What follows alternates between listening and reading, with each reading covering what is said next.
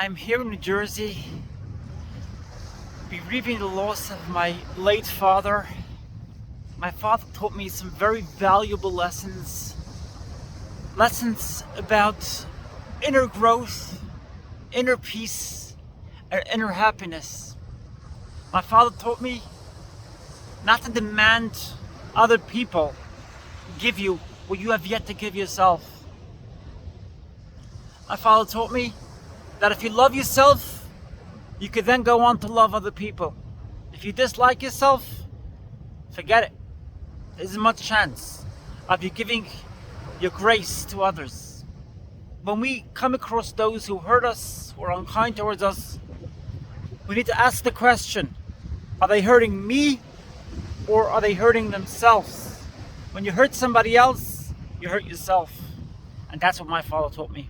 I love you and have a beautiful day.